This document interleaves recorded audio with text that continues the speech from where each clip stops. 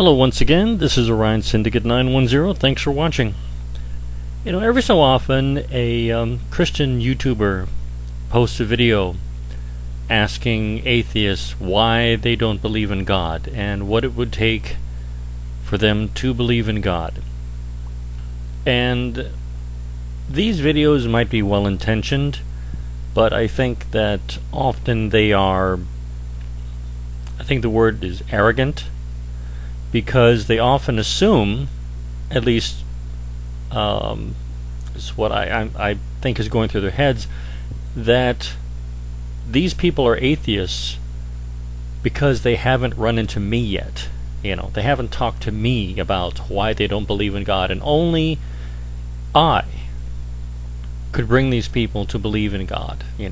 And I really find these videos to be rather condescending. See, it's like they're saying, you don't believe in God because you haven't talked to me yet. You haven't given me a chance to convince you yet. And as soon as you talk to me, well, you're going to believe in God. And such a video was posted by Epydemic2020. At least that's the way I see it, because I have seen so many of these videos on YouTube over the years, and they all basically ask the same questions. What would it take for you to believe in God? But I think some of these questions are interesting. I'm not saying that they're all bad. I think that the leading question, of course, the first one, is bad. Well, I think, though, that one particular question, actually two of them, are very good, and it's nice that someone has finally asked these. And I'm going to get to them shortly. Question number 1. What kind of evidence would it take for you to believe in God? Not what would be a good start, but what evidence would actually convince you. And when we say God, we are talking about a mind which is all-loving, all-powerful, meaning he can do everything but the logically contradictory, all-knowing, and eternal. Okay.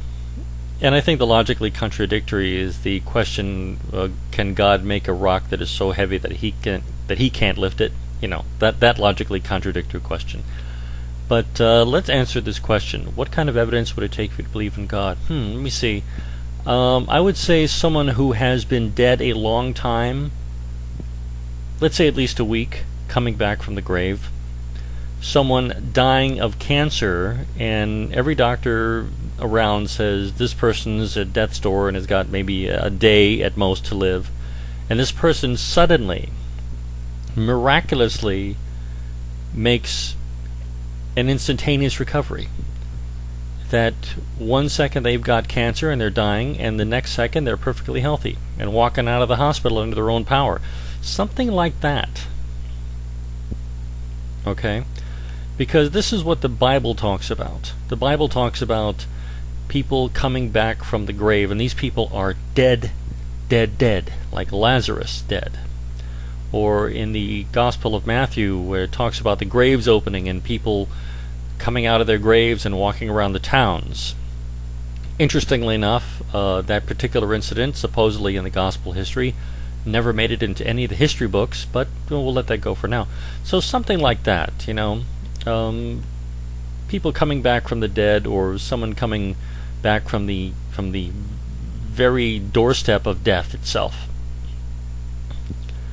Question number 2. Is there anything I can do that could possibly convince you that God exists? Like, would any argument we could make have the potential to persuade you? Answer, no. I've lost count of the number of times I've been asked that question. And, this question comes off as more than a little bit arrogant, I have to say it. Now, you might be a nice person, okay? I will grant that you are probably, a nice person, well-intentioned. You see people on their way to hell because they don't believe in God, and you want to do something to stop it. Okay, I get that. But there's nothing you can tell me. I would have to see it with my own eyes. And if an angel has suddenly appeared in my apartment and telling me that God exists, I would assume that I had somehow lost my mind, that I had gone over the deep edge, that I had eaten something that I should not have. If I hear voices in my head, my first step is not going to go to church, it's going to go to a doctor's office. Okay? Third question, if you realized that an all-loving God existed, would you desire to have a relationship with him?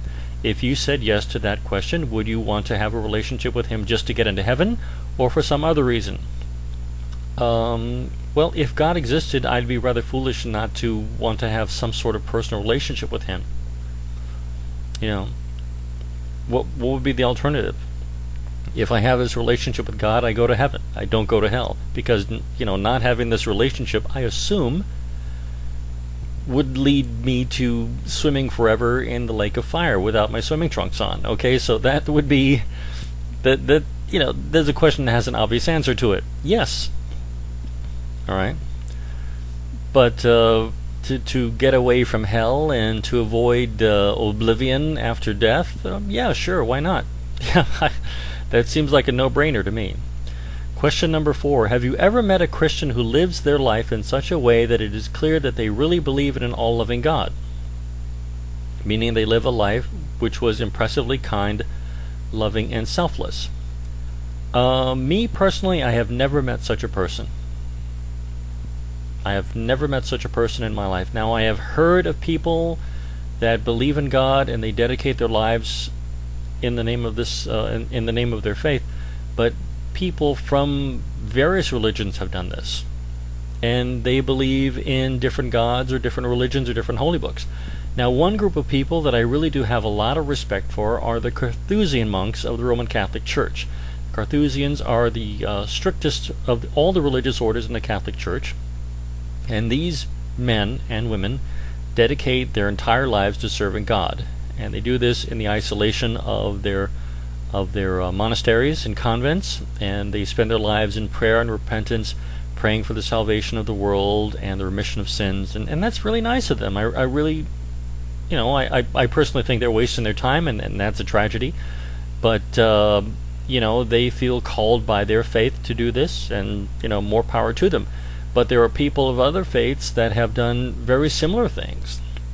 Dedicated their lives to spreading the gospel or preaching the religion of Islam or something along those lines. It just crosses all these religious boundaries. We're not talking about a person who believes in evangelical Protestant Christianity living this way, but what about all the people who believe in all these other religions? What do you say about Judaism? I mean, how many Jews went to the death camps? The Orthodox Jews who live their lives according to their faith and deal with the public stigma, the mockery imposed upon them by society around them. Is Judaism a great religion, or is it Christianity? There are different people who live their lives according to, believing in this all-powerful, all-loving deity, but on the other hand, it's not all from one religion. Okay? Alright, next question. Let me get to that one right now. Number 5. And the last question and this one I think are very good. Has the presence or lack of those type of Christians had any impact on your atheism?